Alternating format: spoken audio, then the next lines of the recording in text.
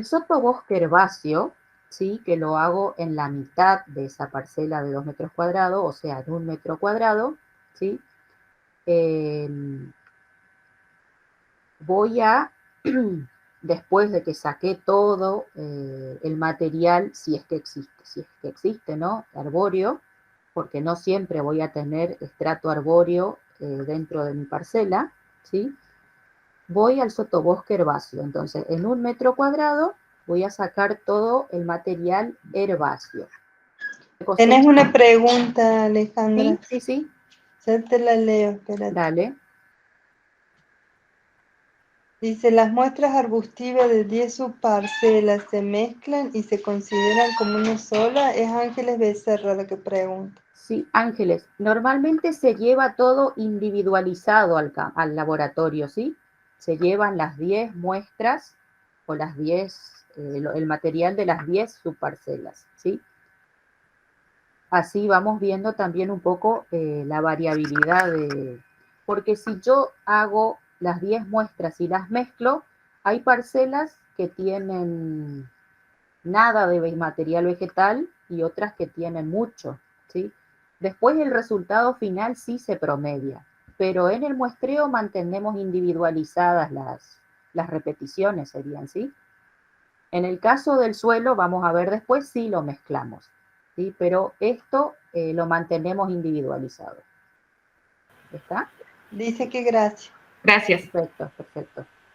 Bueno, entonces, en el sotobosque herbáceo, ¿sí?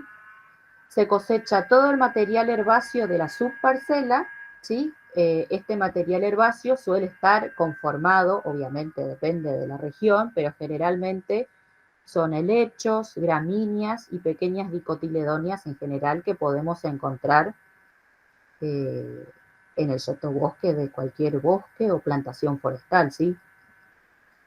Bueno, eso no se separa ni en material más duro ni más menos duro, ¿sí? Sino que se pone todo junto también sobre la bolsa grande para no perder nada de material.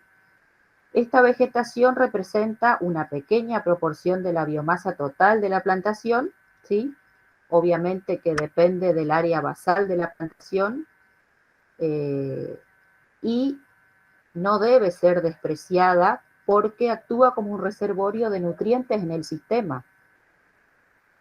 Para la parte de los nutrientes del sistema es muy importante todo el sotobosque porque increíblemente aporta muchos nutrientes al suelo. Un caso muy significativo para nosotros en Misiones es el fósforo, ¿sí?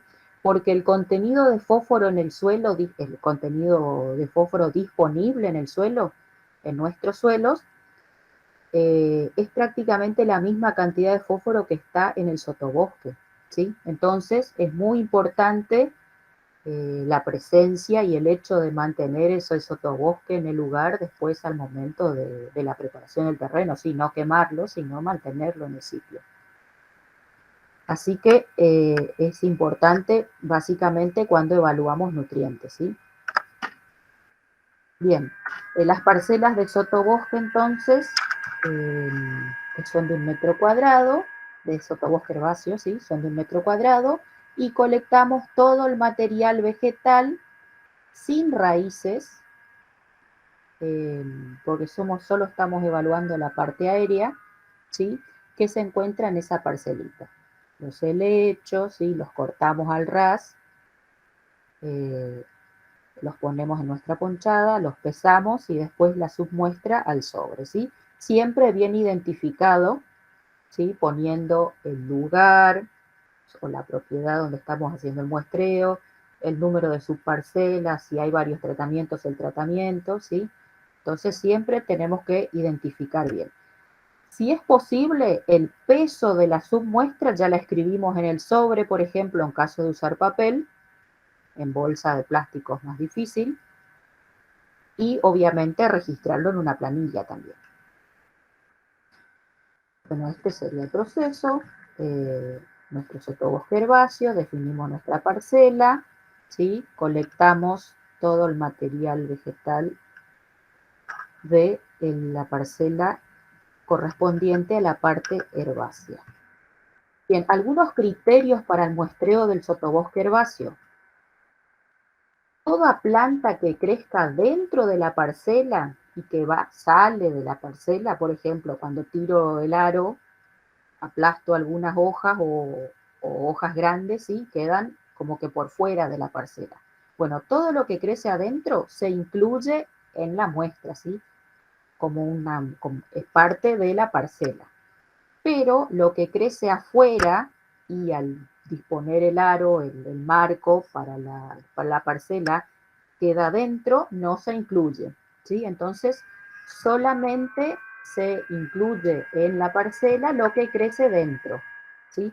Por ejemplo, tenemos esta plantita que es como rastrera, ¿sí? Y vemos acá que tenemos dentro y fuera de la parcela, obviamente. Bueno, si ampliamos, en este caso voy a colectar lo que crece dentro. Si esta que está acá afuera, ¿sí? Si miran a la derecha de la pantalla, está conectada con la de adentro, la tengo que incorporar a la parcela, ¿sí? En cambio, si está afuera y va hacia adentro, hacia la izquierda, no la considero en el muestreo. Justo el ejemplo que puse no era el mejor, porque esa es media rastrera, pero bueno. Bien, el sotobosque varía, ¿sí? A modo de ejemplo, con la densidad de las plantaciones, ¿sí? En este caso podemos ver un muestreo que hicimos en distintas densidades de Pinus taeda, ¿sí? Bueno, en el norte de Misiones, en un Pinus taeda de 20 años. Cuando tenemos mayor densidad de plantación, ¿sí? El sotobosque herbáceo, el color lila, perdón, es la mayor densidad, el morado es la densidad media y el amarillito es la densidad más baja. Aquí en la tabla pueden ver las densidades. Cuando tenemos mayor densidad de plantación, vemos que el sotobosque herbáceo es un poco mayor que cuando la densidad de plantación es más baja. Eso muchas veces se debe a que las plantas del sotobosque suelen ser especies adaptadas a la sombra, ¿sí? Eso hace que aumente la biomasa de las plantas del sotobosque herbáceo. Bueno, todavía no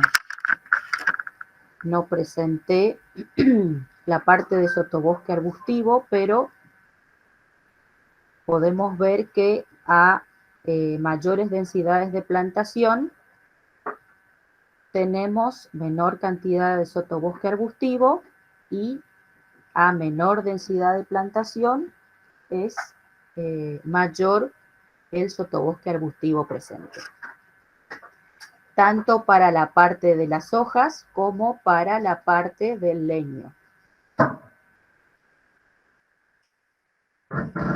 Bueno, después volvemos a esta diapositiva que me quedó mal ubicada, disculpen.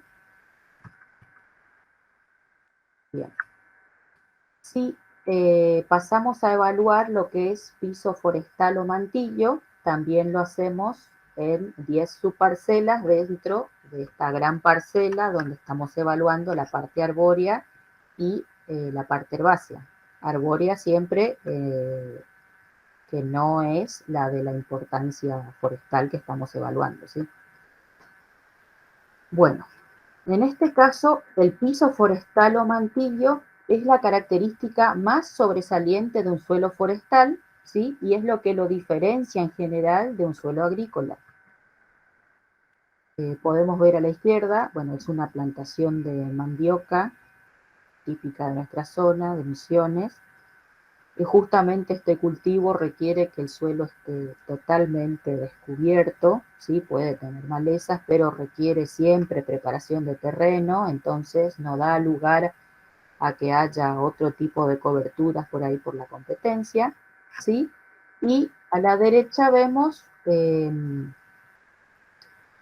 mantillo de un suelo forestal. El piso forestal es todo el material orgánico, ¿sí? Incluyendo la hojarasca y las capas orgánicas descompuestas sobre la superficie del suelo mineral. Esta capa o mantillo aísla físicamente a la superficie del suelo de contenidos extremos de humedad y temperatura, ¿sí? Y ofrece protección contra el impacto de las gotas de lluvia, las fuerzas erosivas y mejora la tasa de infiltración. Bueno, eso ya tiene obviamente más que ver con la protección del suelo, ¿sí? Pero es significativo para también la diversidad edáfica que interviene en todo lo que tiene que ver con la descomposición de la materia orgánica, ¿sí? Y es muy importante para justamente mantener la temperatura, por ahí acelerar estos procesos de descomposición, entre otras características. Este piso forestal se compone de 3 capas, ¿sí? La capa L, por el inglés que viene de litter u hojarasca, ¿sí? Que esta capa está conformada por restos muertos inalterados de plantas y animales cuyo origen puede ser bien identificado, ¿sí? También se lo conoce como OI. No es lo más normal escucharle ese nombre, pero bueno. Entonces esta capa es la menos descompuesta del piso forestal o mantillo, donde nosotros tranquilamente podemos identificar si el material que está conformando el mantillo es una hoja, es una rama, es un grillo muerto, ¿sí? Sabemos perfectamente qué tipo de material conforma esa capa L. Después, con ya un poco más de proceso de fragmentación o descomposición, tenemos a la capa F, justamente de fragmentation, ¿sí? Esta capa es una zona intermedia, ¿sí? Que se encuentra debajo de la hojarasca y consiste en partes fragmentadas o ya semidescompuestas de resto de material orgánico que está suficientemente bien conservado como para identificar su origen, ¿sí? O sea que ya los organismos, básicamente los organismos, la fauna edáfica de mayor tamaño, las hormigas, las termitas, algunos otros insectos, empezaron a fragmentar este material de la capa L, de la hojarasca, ¿sí? Están particionando el material, pero todavía se puede identificar si es material vegetal, animal, si era una hoja, un palo, una rama, ¿sí? Entonces, en esta capa todavía podemos identificar cuál es el origen de ese material. Y se conoce como capa OE.